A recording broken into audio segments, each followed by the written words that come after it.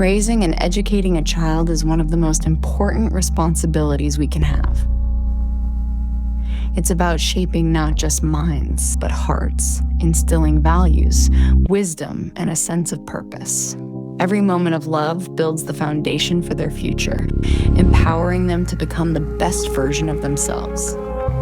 Investing in a child's growth is an investment in a better tomorrow.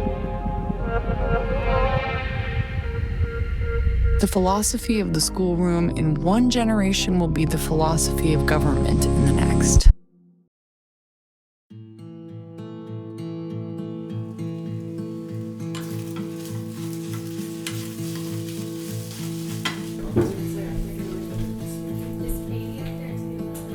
So education is a huge issue for parents. Every parent wants to provide a good education for their kids, and every parent is looking for the best fit because each of our children are different. I have 6 children and each of them have unique needs.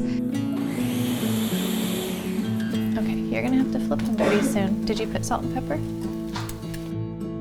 Okay, so just about everybody likes something a little bit different with their toast and their breakfast, and you know, I made you no toast. You didn't want any? So Jocelyn has sunny side up on her toast. Katie has jelly with her eggs on the side. Jack, peanut butter and bananas.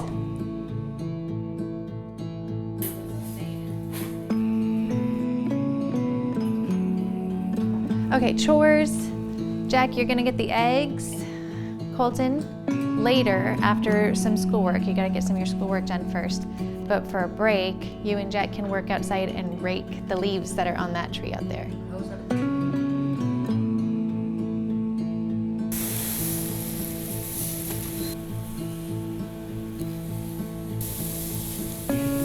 So I totally understand the mom's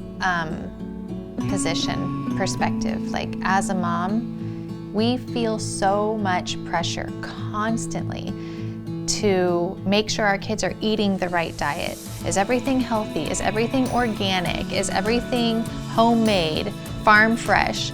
All those things. And I feel like I fail in that area, and definitely feel a sense of pressure when it comes to what they eat, and that carries over into every part of being a mom.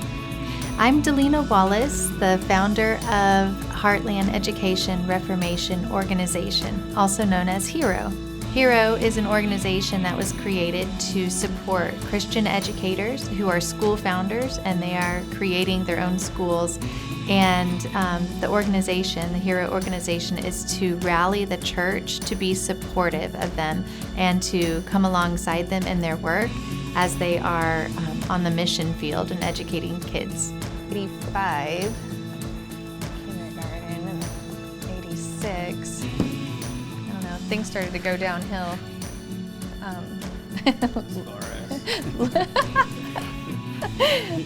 Your behavior in class? Yeah. No, I just started to go through a really awkward stage, you know? I don't really like all my pictures of beyond. Kindergarten was really sweet and cute. First grade was okay, and then it got weird. My goodness. So that was, okay, so you were teaching what grade then? Probably 3rd and 4th. That's Cindy Mounts, Yeah. I believe. I can't believe you were my teacher in 3rd grade. And now, like, you're helping me, and Jack's in 3rd grade, and now you're helping to teach him a little bit. So that's so awesome. Yeah. So. But like at the time, I never would have realized, you know, what a blessing it was to be at this school and to be in that kind of an environment. And now that I'm a mom, and I would just, you know, give anything to have the opportunity to have my kids have this. You know, we homeschool, and it's great. It's great for them, and it's great for us. And we've got our co-op classes and stuff. But there is definitely something special about this time and this season. Right. It was such an investment into my life. Yeah, we were very blessed to get you in a Christian school there, and here's a little picture. Teach Just there. starting to. There you go. I think it's important to as far as Christian education is concerned, to not just focus on the literacy part of it and math and English and so forth, but you're really building character into the kids as well, and speaking in biblical truth into them. That's what makes Christian education and so much different than the public school forum, because that's just not allowed there as much. Some it is, but in the Christian setting, you can actually invest in the kids, and it's our mandate as a nation to train our kids in the ways of God, and that's what the Bible tells us in Deuteronomy, to train them in the way that they should go, and the Word tells us when they're old they'll not depart from it. So I think as educators we can do that and have that responsibility and that privilege of investing in kids, and then they can have a better future. Those of us in education have held on to a business plan that we don't care how many millions of young people fail. We're going to continue to do the same thing that didn't work. Nearly 70% of teachers have considered leaving the profession entirely. Traditional education is a complete disaster, socio-emotionally and academically. It's failed the next generation. And we as believers have to step up. It's our responsibility to step up and to do something. John Taylor Gatto, one of my favorite authors, wrote the book Dumbing Us Down. If you haven't read that and Thomas Jefferson's Thomas Jefferson Education, great books. He said, government monopoly schools are structurally unreformable. They're doing exactly what they were designed to do. So trying to reform them, trying to change them is a losing battle at the end of the day. We have a new method, a new methodology, data-driven. What's happening in the public school system and with our youngest generations, friends, it is so tragic when we see the age of onset, the introduction to pornography, when we see the hypersexualization of 2-year-olds, toddlers even, in our culture. It's insane what's happening. The purity is being stripped away from the next generation. We're pulling kids out of a pure, joyful existence and into a seedy existence where they've become the prey of older people who are literally just trying to steal their innocence. We have drawn a very clear line in the sand that says our school system is for educating kids, not indoctrinating kids. Another blaring example, drag queen story time. It's happening in Canada and America. It's such a crisis. And I think parents, we want to think the school down the street, they're friends. I know the teachers, some of them are Christians, yes, but they're yoked to an anti-God, anti-family entity that is literally trying to uproot the biblical worldview in our kids. Attachment form 0 to 6. That's your window, mom and dad. Worldview form 0 to 12. Barring a miracle, we don't often change our worldview after 12 years old. And so that's the window. That's the season of development that God has given us to pour into our children. Let's not waste it. Let's not squander it. Let's look around what's really happening. This is not a time to have our heads in the sands, mom and dad. This is a time to really be aware the enemy is going after our kids full force, and we've got to stop him. We got to step in. We got to do something. Speak up, speak out. We got to turn the tide for the next generation. Okay, we're going to count your money. Are you ready? $1, $2. Ready? We're going to count by tens. 10, 12, 13, 14, 15, 16. So $2.80, 80. And outside education to me looks like the children explore and learn everything in the great outdoors. So they plant, they play with bugs, they do all the building. And I always tell teachers everywhere, I'm trying to get so many schools to be outside. There is nothing that they do inside they cannot do outside, nothing. So we take all of our paperwork outside, we do our books outside, we do everything, our one-on-one education. And I just believe that, well, you can hear it. There's children everywhere and you don't hear squabbles, you don't hear arguments, you don't hear fighting, you don't hear anything but pure joy from the children. So it's greater outdoor learning, and I think that it works.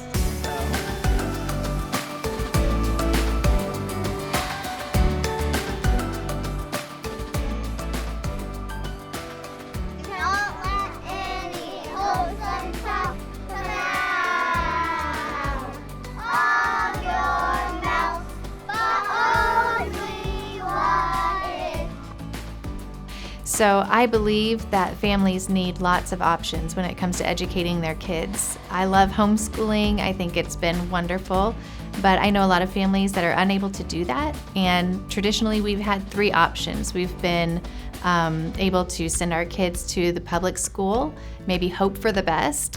We've been able to send our kids, if we can afford it, to send them to a private school, and then the other option's been to homeschool. But a lot of families can't do or don't want to do any of those options. And so looking for some alternatives is what makes me passionate about this work. My mission statement, number 1, is to let children be children. We do not have technology here at our school, so we are an outside school, so we are outside 80 to 90% of our day, and this is their world. And so we allow them to explore and to set up how they want, what they want to do, because I feel like every single child has to adapt to the parents' world. I also want them to come to the saving knowledge of Christ. That's my number 1 goal, is that they treat faith as a personal relationship and that they lean on Jesus every single day, and to reach every single child that God has put into my school. And I know that it is for a reason. Sometimes it's just for a season, but I know that every single child is here for a reason, and that my goal is to give them a free education that is quality and that is faith-based. So. Microschools are becoming a huge part of faith-based education. A microschool is a small, personalized learning environment, typically with fewer students and more one-on-one attention. It focuses on tailored education, allowing kids to learn at their own pace, fostering creativity and building strong relationships. It's an innovative way to put students' needs first, ensuring they thrive academically and emotionally. I believe that faith-based microschools are so important because we are looking for, as parents, we're looking for options that align with our values. And oftentimes families cannot afford to send their kids to a traditional private Christian school.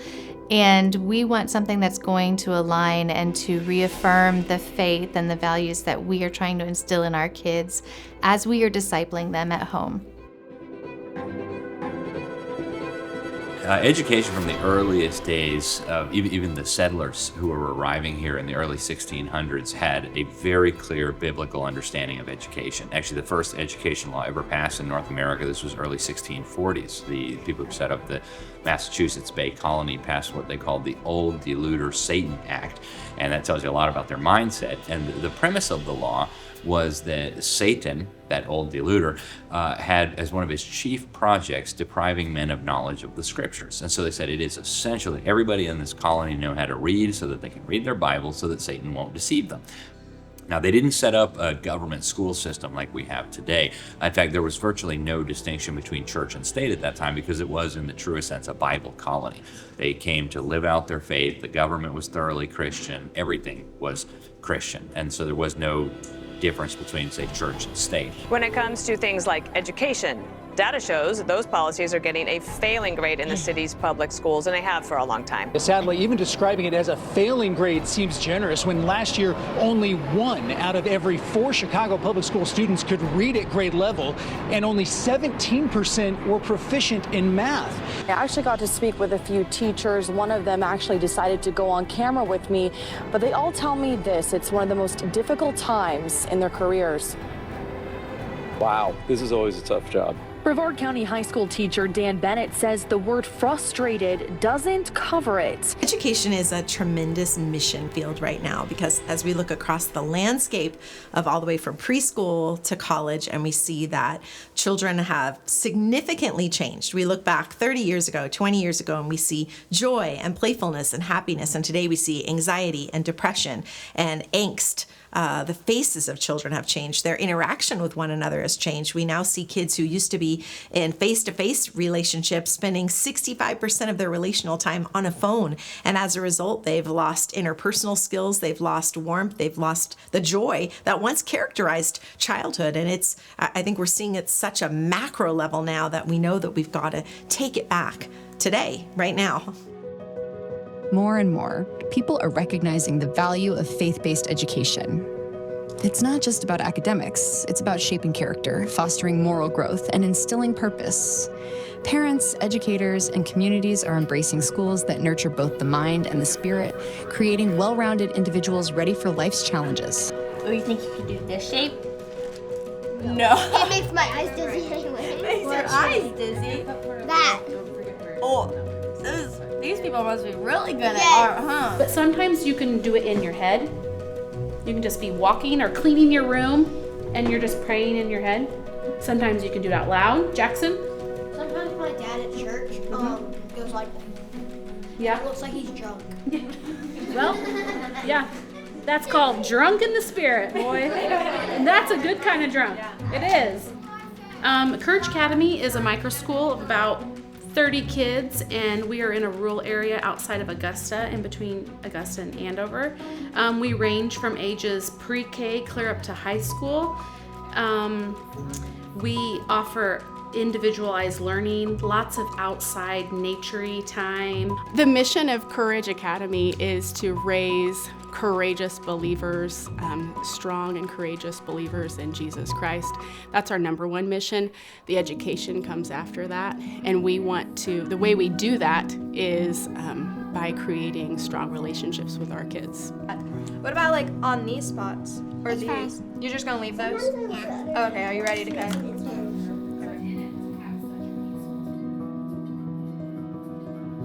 I would have never chosen to do something like this that was so difficult, but God gave us the vision individually.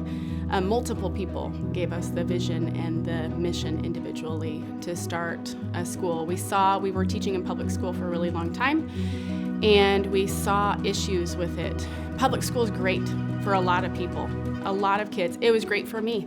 I excelled in public school, but it's not great for a lot of kids. Walking in obedience is one of the coolest things, one of the hardest things that we've done, opening up Courage Academy, but one of the coolest, most fulfilling things that we've gotten to do. In this day and age, it would behoove every parent to ask, do the people raising your children share your values? Do they share your faith? What has happened to education as it's been exported? It has lost the distinctive flavor of the community, specifically of the Christian family, which is why Christian families really need to begin asking, is this the environment for my kids to learn the foundation of their education?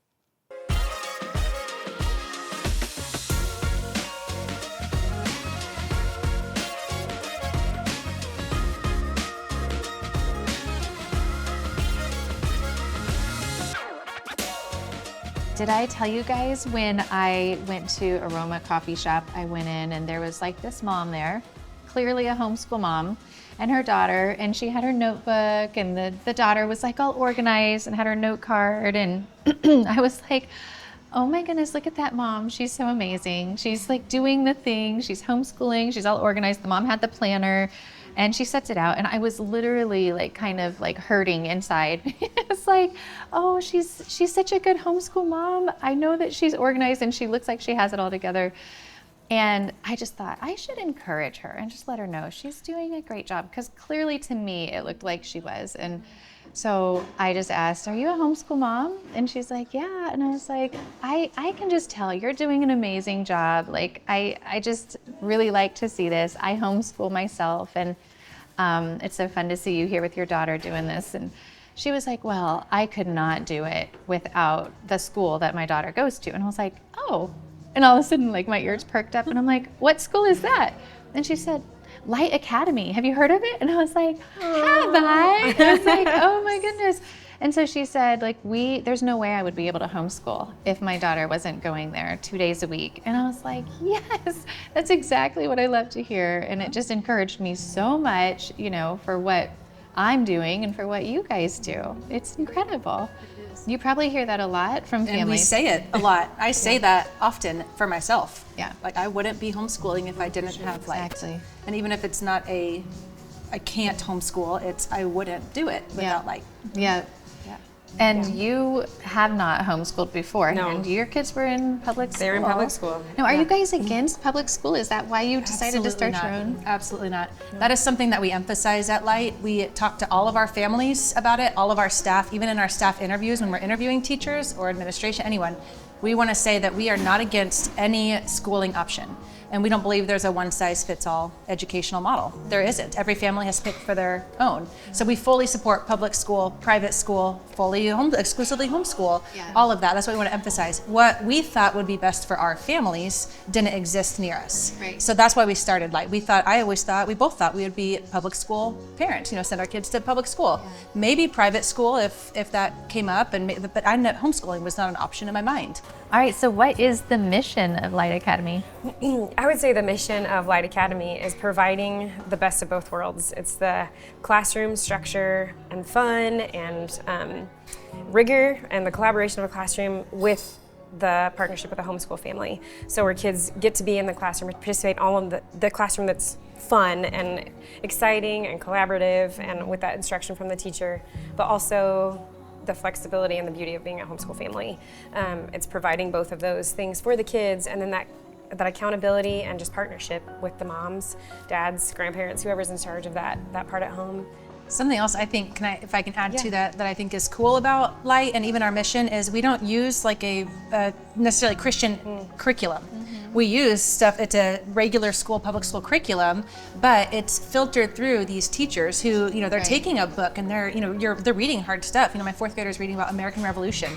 They're reading, this is not how God intended for people to, interact or to treat others. Or, there's second grade talk about slavery. Like God did not create us to, this does not make him happy. So it's the filter of the light and love of Jesus is in our teachers, every single teacher and staff member. It just flows out of them. Yeah. So they're taking these books or these topics that are really important for our kids to know about and to learn, but they're filtering it through that light and love of Jesus. And so I love that for my own kids. They're getting to hear and learn about real things in our history, or in even questions they have. They'll have a question and they'll say, oh, well, let's look at what does the Bible say about that? Or let's, and they pray in class. And so it's a Christian environment, but it's not a Christian school. We don't have just Christian curriculum. Our math and our language arts that we use for our elementary, none of it is just Christian curriculum. It's technically a public school environment. Yeah, and it's just the environment that it's in just makes it so beautiful. Yeah. It is. It's so light. I mean, I just experience the light when I'm in there. The kids are so happy, so much joy. I'm like, yeah, this is Light Academy. Yeah, shining. Shine bright. That's what our chant is. Yeah. Sometimes they listen, sometimes they don't. That's good. The education journey with Charlie has been a struggle, to say the least. When he was little, it was always he doesn't know his letters, he doesn't know his sounds, he doesn't know anything, and we did not actually find out that he's severely dyslexic until 7th grade. I would fight for any kind of help that he could get. I would fight for interventions in the classroom. I'm Charlie, and at public school I felt like I was dumb, not as smart as the other kids. Just trying not to be seen. Getting annoyed at work and going as fast as possible through everything so I could, in my mind, thought I could get home faster. So he had told me at one time that he would make himself as small as possible in the classroom. He'd hunch down into the chair and just get as tiny as he possibly could, and then to avoid getting called on, just anything to avoid getting any kind of notice from the teachers or his peers or anybody. When anybody asked me what my favorite part about public school was, I would always say leaving, because I did not like it at all. When we found out about Freedom Prep, it was like an answer to prayer. Years of just praying, God, something's got to be better. There's got to be something that's going to work better for Charlie, because I'm just terrified of public school for him. And it was a major answer to prayer. We went to that first information meeting that they had back in February. I don't even remember what year it was, but we were one of the first people that signed up. Before they were even done with the information meeting, we went to the back of the room and we were signing up while they were still talking, because my husband and I just looked at each other and I'm like, this is where he needs to be. So within the first month of school, when she messaged me that your son got up and read his short story in front of the class, I was in absolute shock. I remember going, are you sure you're talking about my son? Because my son doesn't do anything in the front of the classroom if he can avoid it. So I feel like God has made me open up more and become more relaxed and more not so hidden at school with this school. It's helped me open up as a person. It's amazing just watching him actually blossom and come alive and be excited about life in general. Go to school without kicking and screaming on a regular basis. It's just been absolutely an amazing experience. So as I've interviewed several school founders and heard their story, I see that there is this joy returning to the educators. They have an opportunity that they didn't have before when they were in traditional classrooms. Now they have this sense of purpose, and there's this fulfillment and this joy that's returning to them as an educator. They're being creative, and they're allowed to use their creativity. And then you're gonna just keep going from the outside to the middle, but keep your strings like this. Start from this one. Either side, it doesn't matter, as long as you just make sure, because look, if I go 2 sides in a row, look what happens. It just is twisting it. See in that video of it doing? Rotating, going faster. Okay, going faster. Why would it go faster? Because it has more energy. More energy, why? Because it's lighter. Because it's lighter? Okay. We start our morning with the kids coming in and getting to play, and then we come together for our devotional time and our prayer time. And these kids, they love it. They will pray for your missing cat until your missing cat comes home. They will pray for their friend or things in the world that they've heard about are going on. They're the sweetest. I love that I get to teach them about God, and we get to have that time together. Then after that, we start our academics, whether it's math or reading, and we have lunch in between. We get to play outside often. We have 4 acres that the kids love to go out and play. Right now, they have been enjoying playing soccer together. We almost have ourselves a little soccer team. And then we come back in and continue academics, followed by enrichment, so project-based learning or getting to work on their own passion and interest projects. And then we wrap up our day with prayer and a closing circle. I get to tell them why I love them. Whole countries, right? It wasn't just the explorer that said, I'm gonna go do it. It was a whole country, and a country typically has what? Money and power, okay, resources. Being a part of a Christian-based creative learning environment is amazing. We get to be outside in God's natural world, and the kids get to explore all kinds of ideas and know that we have a creator that loves us and that always has a plan for us no matter what happens. And in this learning environment, the kids get to know the truth of who he is. About a story I think the majority of you will know, maybe we've even talked about it in the past, but this is one of the best stories in the Bible, called David and Goliath. David and Goliath. Hold your staff right there. He says, I've got my staff. No, the mission of Green Gate is to create a place for childhood to happen and to stand along each child as they explore their creativity and their intellect and grow in those things, and to encourage character and purpose in the Lord. During our afternoon, we get to have a fun Bible time. We do story time. We get to pray before we eat. And then we get to hear about children going home and wanting to pray at dinner time, wanting to share the love of God with their family. So it starts when they're little, and then they take it home and spread it to their family. One of our beliefs here at Green Gate is that we have an enduring purpose, and that enduring purpose is Christ's love, and that every single child that comes through our doors and every family has a plan and a purpose that God has for them, and that calling, we just want to stand alongside them as they figure out what that is. And so this type of learning environment allows them to learn and grow at their own pace, to be outside in nature, and to learn about God's love each and every day. It really warms your heart and brings joy to see that they are really listening and really taking this in.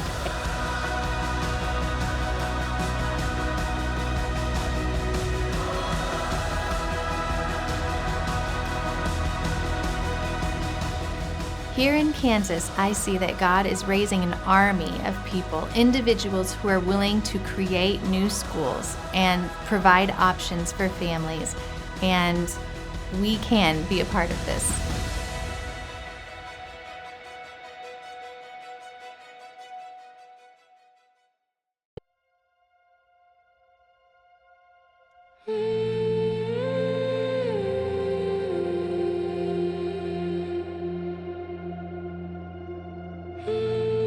Kansas is uniquely situated at the center of the U.S. We are right in the heart of America, and I believe that that's significant.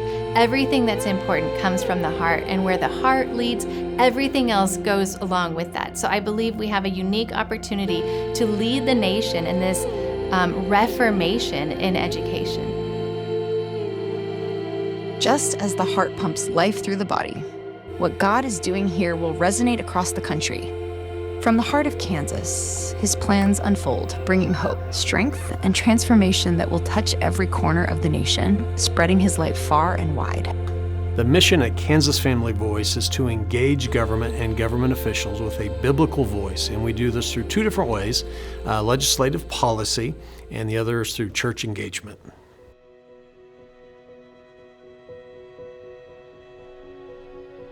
We're here in the Rotunda in the Kansas State Capitol. We had a phenomenal time together, worshiping, praying for our legislators, praying for officials here in the Kansas State. We're believing God for an outpouring of His Spirit. We're believing God to move through our prayers, through these faithful shepherds that showed up today. Impart your wisdom and revelation to them and help them to lead each city as you've already destined it to be. So church engagement. So we are, our goal, our heart is to meet with pastors and with faith leaders and just to try to petition them to engage on these kind of tough cultural issues that are happening. And pastors do that, every Sunday from the pulpit. But oftentimes there's things that happen, Monday through Saturday that need to be engaged and discussed. And a lot of times this all plays out at our state capitals across the nation. And here in Kansas, it's in Topeka. I think it's so important that we as pastors join together and recognize that God has given us a unique opportunity to be that intercessor, to be that voice, to be that encourager that a lot of times our leadership needs. They need to hear from us. They need to know that we've got their back, that we are praying for them and supporting them. And our job is to come alongside them and pray and ask that God would move in their lives. And God would move in such a powerful way that it would shape the culture, shape the generations to come. We're believing God for what He's going to do. We're going to believe God for miracles, signs, and wonders here in the Capitol as we pray together, as we seek the Lord's face. And so we then have our legislative policy where we're going to make sure that legislators, both in the House and Senate, understand the different votes and the different policies that they're being asked to vote on. And what does it mean? How does that impact our Christian worldview and the way in which we operate and live out our lives as Christians? So we weigh in and lean into those arenas as a subject matter expert to try to help them understand it better so they can better vote on those different policies. Personally, I believe the church needs to engage in government, right? One of the biggest problems we have in this country is the church has stepped back and bought into this separation of church and state, which is a fallacy, right? We need God-fearing people in government, because if you leave people to their own devices, we go down all these paths like we need to protect our children, right? I mean, that should never happen. We need the church engaged at every level of government. One of the reasons I ran in the first place was because I was so disappointed in the outcomes that we have in our public schools. But what's happened in other states that have a robust school choice, the public schools also get better because suddenly they have competition. And we know that in any area, if there's competition, everyone gets better. They rise to the occasion. The church is obviously to spread the gospel, to build that foundational truth of morality within our communities. The government is to promote good within the communities, to carry the sword when needed. But the families are to raise up our children. That is what He calls us to do. So between the families and the church, they should partner together to create that environment so that they can learn and understand.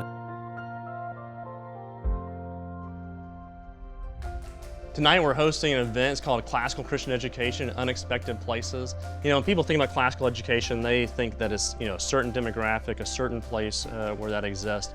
Tonight exists to say, no, classical Christian education is for all kinds of people, all around the world, right, in every place, right? We want a rich education for everybody. So we have, you know, organizations represented here that are starting schools in Wales, they're doing schools in Africa, they're doing schools for special needs children, and they're bringing the richest of education to those who cannot afford it in a radically accessible way. And those 5 C's of the C5 Urban School Initiative are classical, Christian, in the church, in the community being served for the Great Commission. Now, God, we come to you in this moment because we recognize that without Christ, we can do nothing. We come to you right now because we are reminded that unless the Lord builds the house, those who build it labor in vain. My name is Josh Dyson. I've been the head of school at Classical School of Wichita for the past 6.5 years and served for 4 years before that as the director of operations, so 10.5 years at Classical School Wichita. It's been a great privilege to serve there, and been able to see that grow from 230 students to about 460 students in our time there. But as we continue to discern through and go before the Lord of what, God, where's your heart? Where do you want us to be? The Lord continue to put on our heart, say, we want look at the center of our city, look at the urban core, look at these children who cannot access the education that that many of their children can access, and that's where we felt like God was saying, we want you to be there serving them. For third graders, it is 12% of third graders that are able to read at a proficient levels, 12%. Our vision is to partner specifically with churches that already are in neighborhoods. We want to be in every neighborhood in our city so that every child in the city of Wichita has a school within walking distance that they can go get the richest of Christian educations available. But the number one reason that partnership with the churches is essential, as I mentioned earlier, is that Jesus Christ gave a promise to the church that he gave no one else. He didn't give it to you as an individual. He didn't give it to any nonprofit organizations. He certainly didn't give it to a government. We said to St. Peter, upon this rock I will build my church, and the gates of hell shall not prevail against it.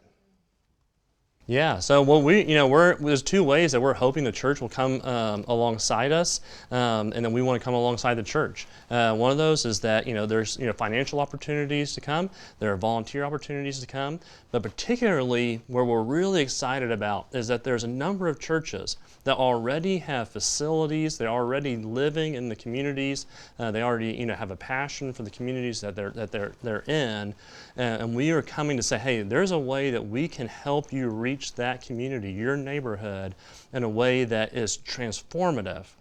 15,000 hour opportunity of education, right? Kindergarten through 12th grade, that's how long a student is in school. So we want to come and help those churches be able to have a ministry of education in their churches for their community. I am Bishop Wade Moore. I am the founder and dean of the Urban Prep Academy. Now, you heard my name, it was Bishop Wade Moore, meaning that I pastor a church and I run a school every day. People often ask me, how in the world do you pastor a church and run a school? Well, it's all ministry to me. It's not separating the church and separating the school. It is ministry. It's fulfilling the Great Commission of going into all the world and preaching the gospel and making disciples of them.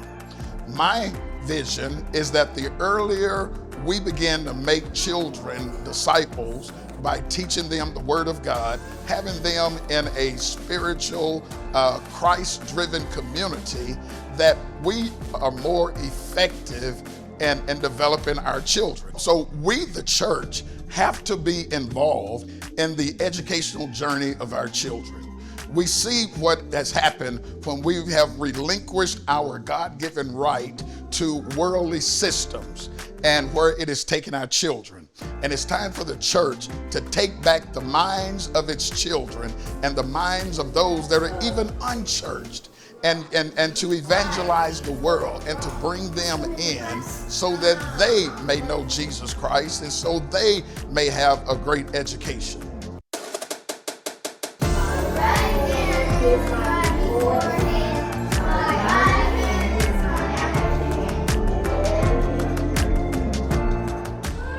And we see how education is changing.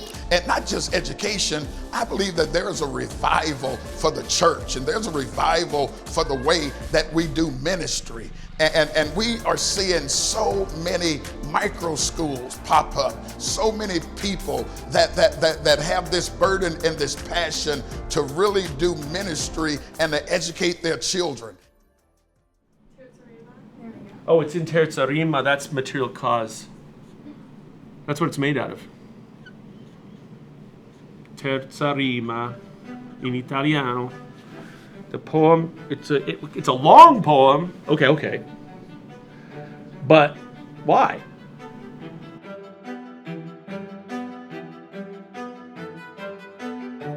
Concordia Academy in Wichita is a recognized service organization of the Missouri Synod, the Lutheran Church Missouri Synod. That means that we're not actually part of any one church, any one Lutheran church around here, but we're supported by a variety of churches. So we have a fairly wide support. Lutherans from all around the state. We even get some people interested from out of state in this project. We've been going since 2022.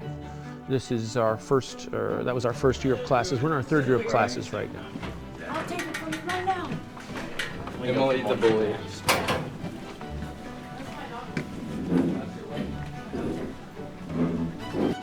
From Ptolemaic universe, right, to when Copernicus with Tycho Brahe saw elliptical orbits, that was one of these happening.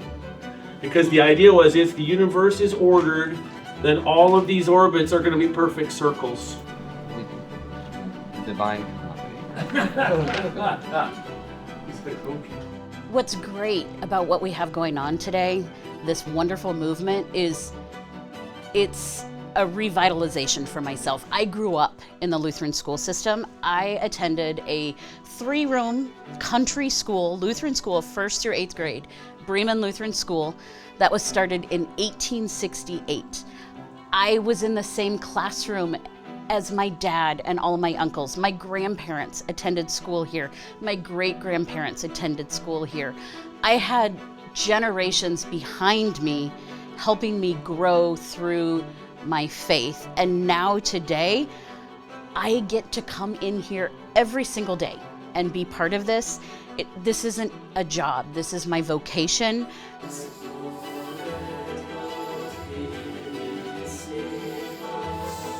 So the Virgil is more complex. So here's what's happened. So by the time you get to medieval times, the poems are written in shorter, like square meters, like 8.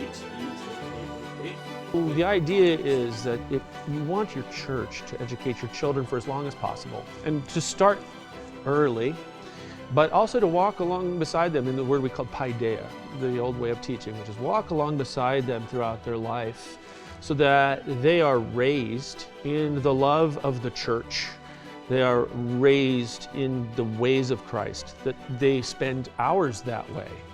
Not just thinking thoughts occasionally, you know, and being reminded maybe every Sunday or something, but to actually live their life as if Christ mattered, to include him in your life and to be in the life of the church, and that's, your school should be bound up in that.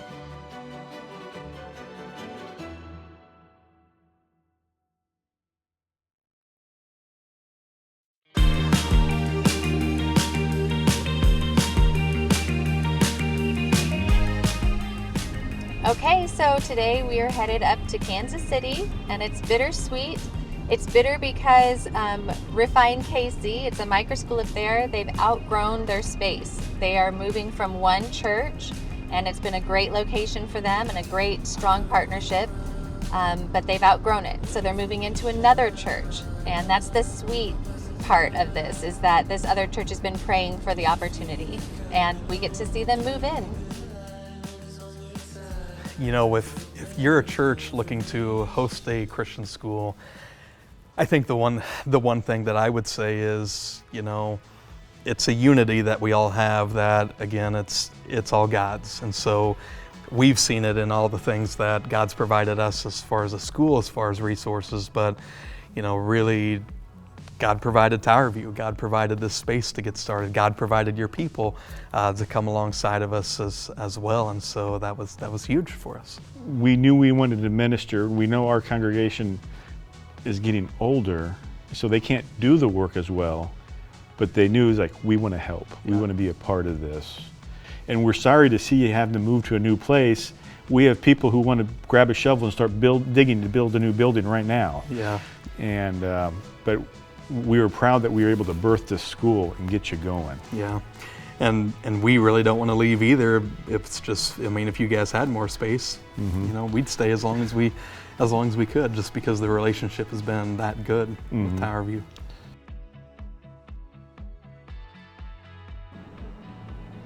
So this whole thing is a really fun, sad chapter. This was our community outreach, and it was a country club before that. And we said, hey, this is what the Lord has provided. Let's use it to the best of our ability. Let's do what we can, and let's serve who we can, and let's be faithful. So we operated the recreation ministry for about 36 or 7 years. Friday nights we had easily 200 people here. We'd have a grill going. We'd do outdoor movies and set up a screen. And it was just a community engagement. It was a way of building relationships. And it was wild. I have a lot of blood, sweat, and tears out here. Will tell you where some of this loose stuff goes. There's only two. So either in January or February, we finished up our gymnasium. There was a bunch of red tape with the city, and so now we're able to use the gymnasium and occupy that. And so that's going to be one of our new pivots. That's going to be another community engagement, community outreach.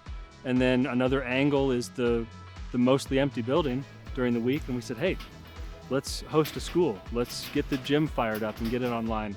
This chapter might be closing, but there's another chapter in front of us. Let's go, come on. Talking to pastors, we need to take proactive in educating our children. The schools are not doing it in a godly way. We need to take our space and say, we want to raise our children in a godly way, with godly schools, with godly teachers. In John 15, when Jesus is talking about pruning, I think of some of the ministries and the operations here at Sherwood that were fruitful in their time, they were productive, they were beautiful, and God blessed them. And at the time when those were ending, the Lord pruned that, and that season is done, and we're moving into the next chapter.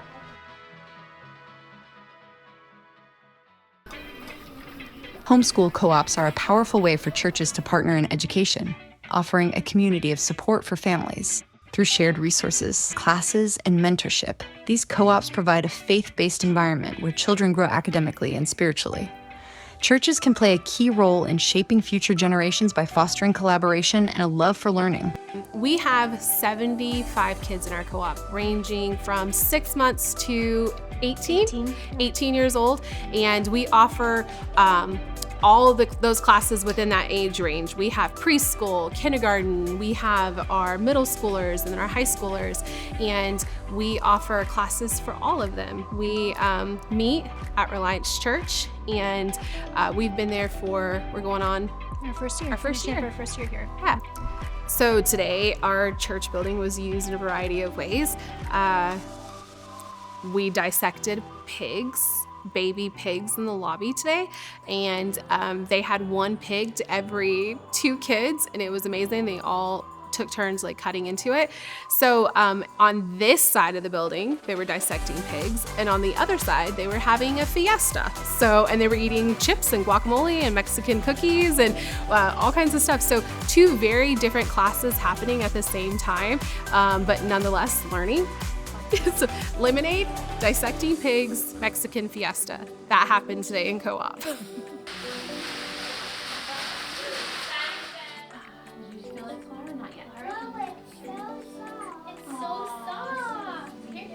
In the Bible, where Moses is supposed to be holding his hands up and while the war is happening. And as long as his hands are raised, their Israelites are winning.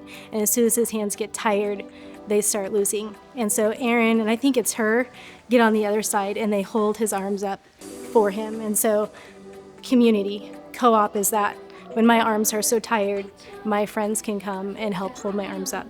We absolutely love our partnership with Life Co-op. They have been such a joy in the church. We love coming in on Mondays and seeing every room filled with these students. There's laughter. Love to see how the parents are engaging with not only their children, but also other parents' children, and seeing them teach these kids, yes, the foundation of education, but also knowing that they carry the faith of the Lord. I love you. I love you so much. Oh my gosh, that's good. As educational opportunities grow, so does the need for specialized resources and experts to guide the way. I have experience as a microschool founder myself and a homeschool co-op director. As I was serving in those two roles, I realized there are certain needs that we need that will help us with administrative things, keeping track of assignments, organizing our tasks, keeping a calendar. So that is the whole reason that Hero exists, to provide these types of resources.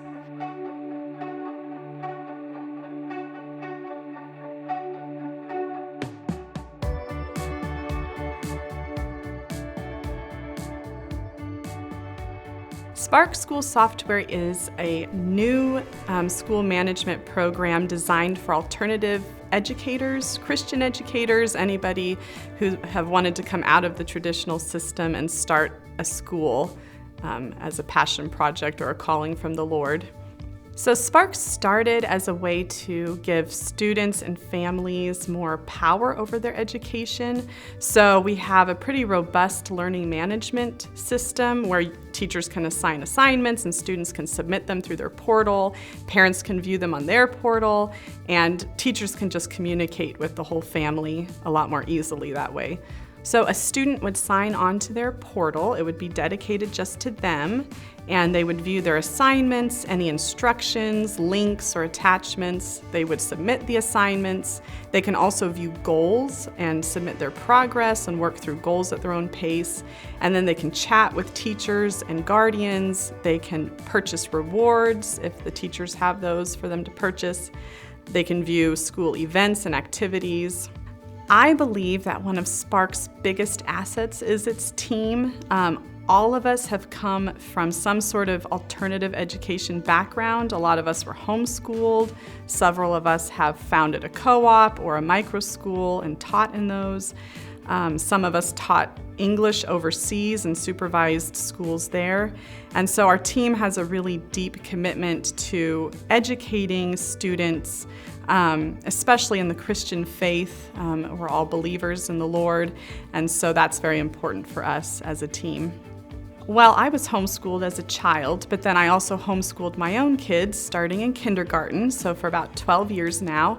And I've helped found a co-op and lead it. I've taught in the co-op, taught in a friend's microschool. I have a microschool now. So a lot of different experiences in the education realm.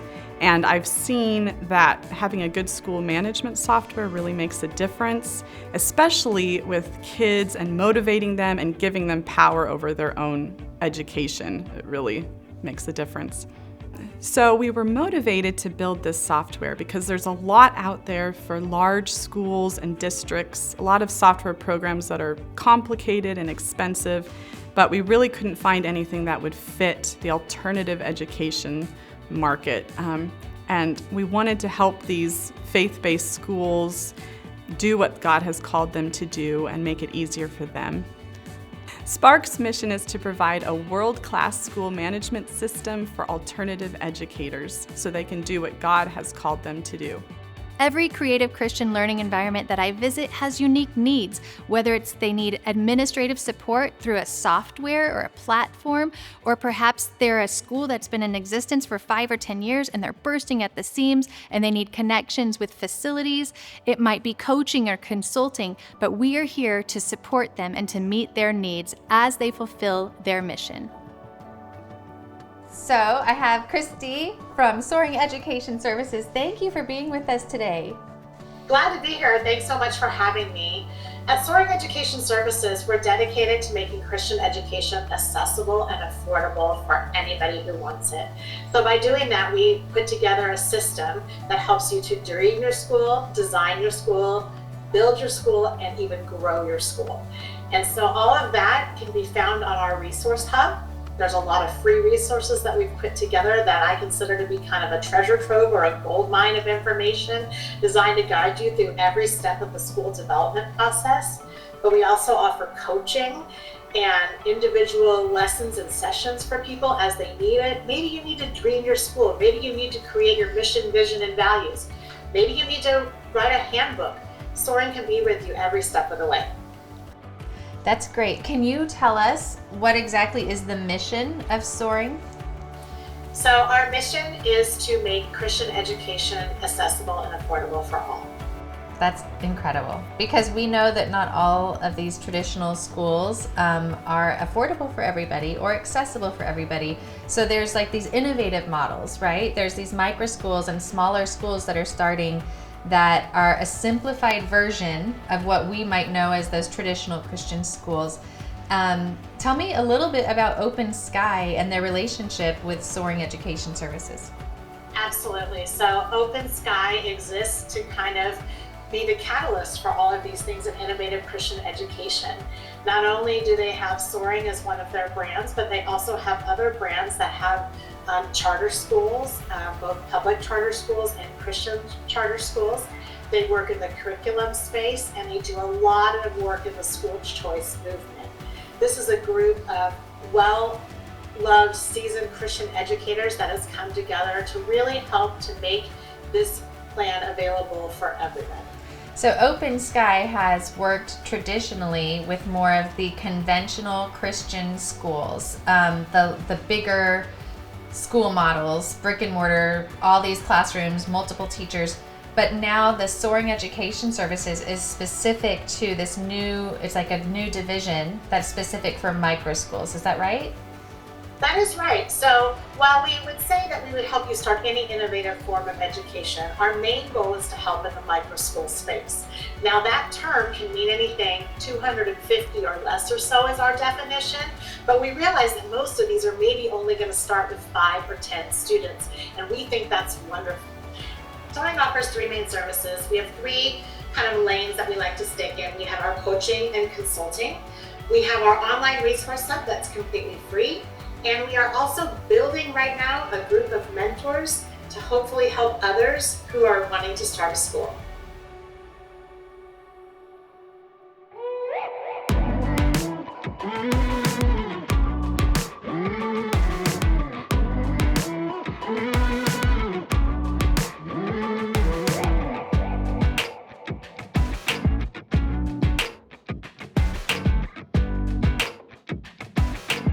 Good, strong Christian schools across the country are full.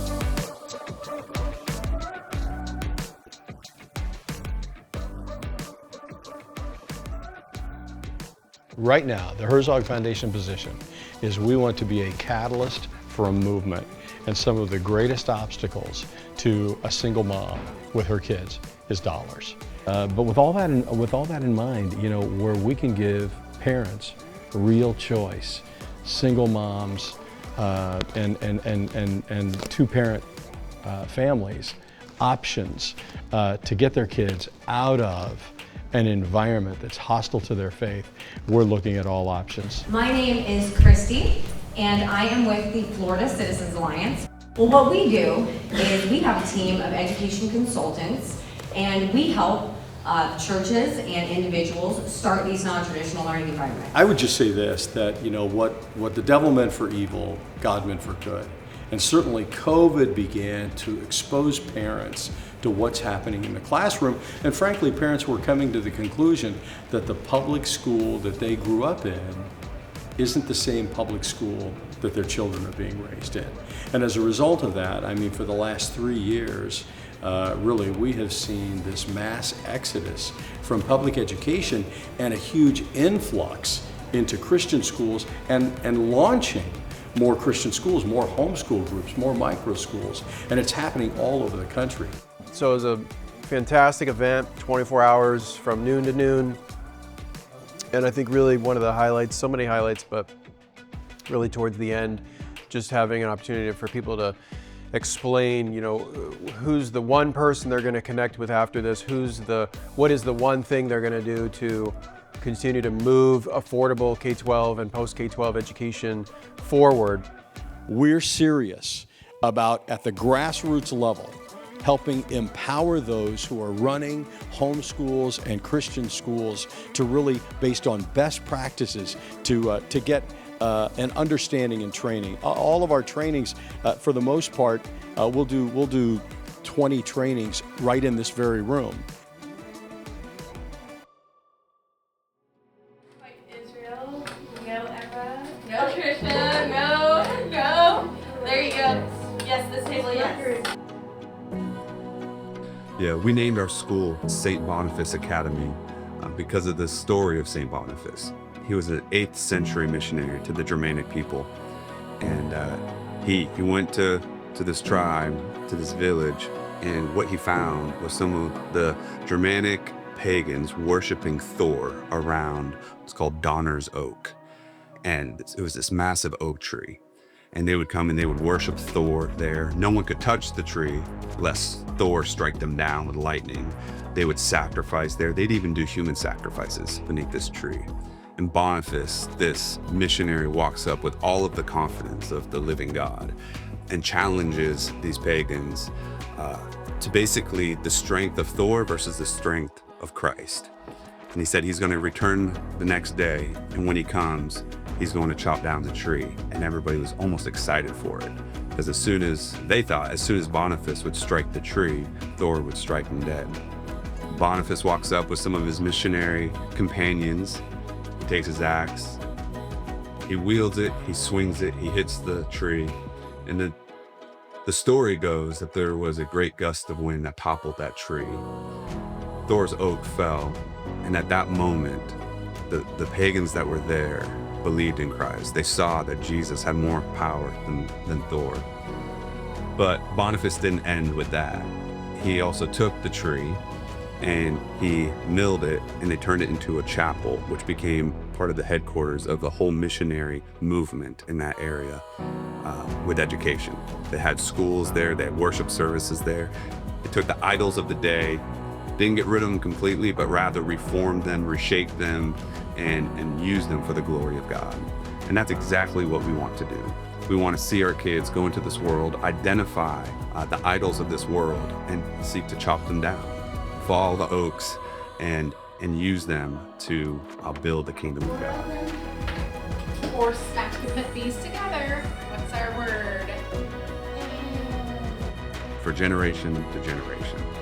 I think this is the call of the church as well, right? The church is to be about this. Every single church should be involved in this action, involved in this mission, to chop down the trees, the idols of our day, to see Reformation come. And we can do this through education. We can do this by partnering with schools.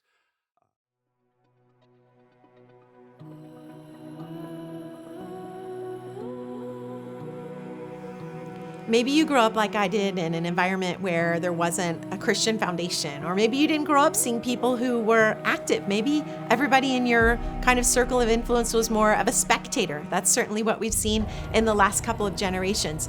That doesn't matter. God can place a pioneer spirit in you right now, and it really is time for pioneers to step up. And when you're a pioneer, it means that you don't necessarily have someone to look to follow after, because you're kind of blazing the trail. But you think about how America was founded with a pioneer spirit. That's in all of us. The word says that we are to pass on from one generation to the next how good God is. And we believe the scripture that says if you train your children up in the way that they should go, when they grow old, they will not depart from it. And so there is a plea to the church. Would you awaken in our responsibility for this generation? I mean, we want to make disciples that will go out into this world and transform it for the glory of God, to build His kingdom, to advance His kingdom, to see society and culture, from politics and art and education, entertainment, industry, flourish under the lordship of Christ. This happens through education. This happens through discipleship. There is a network of micro schools that are working together that can assist a pastor that may have thought about this or may have a vision for it in developing a micro school there at your church. It's a blessing and an honor that we have this opportunity, and as we step out in these acts of obedience to God, we continue to see Him show up and surprise us even more than we have imagined. On this smaller scale here in a micro school, we just have the opportunity to encourage our kids in their walk with Christ, and that's the number one goal for us. Nothing else matters. I mean, if kids know Jesus, that at the end of the day, no matter what your school looks like, no matter if it's a large school, a small school, a rural school, a micro school, a homeschool co-op, as long as the kids know Jesus, nothing else matters. Our goal is to perpetuate the confession of Christ, to perpetuate literacy, the kind that leads to people coming into contact with the Scripture, and also to educate people so that they're a blessing to their fellow man, to their neighbors. So in Deuteronomy chapter 6, a passage of Scripture that we're all familiar with is called the Shema, where we find God speaking to His people through Moses, and He gives this charge, and we all know it, to love the Lord your God with all your heart, soul, mind, and strength. But there's another part of it that I think is equally, if not even more valuable and more important, and that's to pass that same love for the Lord on to the next generation. So as parents, talk about it when you walk by the way, when you get up, when you go to sleep, write these things on your doorposts, bind them on your hearts so that the next generation will receive the faith from the previous generation. And I think that's always haunted me in the Scriptures is when you jump ahead to Joshua 24, you see Joshua give a similar charge, choose today to the next generation whom you will serve. The gods and the Amorites are the gods of your ancestors, but beyond the Euphrates, or the Lord God, the King of heaven. And then that generation, something happens and there's a break. And then we meet the next generation in Judges 2, and the Bible says they knew not the Lord nor the things He had done. And so my heart when it comes to educating and discipling the next generation is that we as the church need to, regardless of your view on public education, homeschool, private Christian education, it is our responsibility as followers of Jesus to pass on what we know about the Lord and the things He has done to them. Just one pastor to another. It's time that our church is just our church, my church, your church gets involved in educating the next generation of Christians. Now is the time for churches and pastors to get involved in educating our children. There has never been a greater time than now to be involved. All we have to do is step in faith, step across that line and say, Lord, use me. Here am I, Lord, send me. What can I do? What can I do? What's in my hand right now? Let that pioneering spirit be released in you as it was in our founding fathers. Isaiah 43:19 says, "Behold, I am doing a new thing. Now it springs forth. Do you not perceive it? It will make a way in the wilderness and rivers in the desert." I believe that God is doing a new thing, and schools look different than they did before.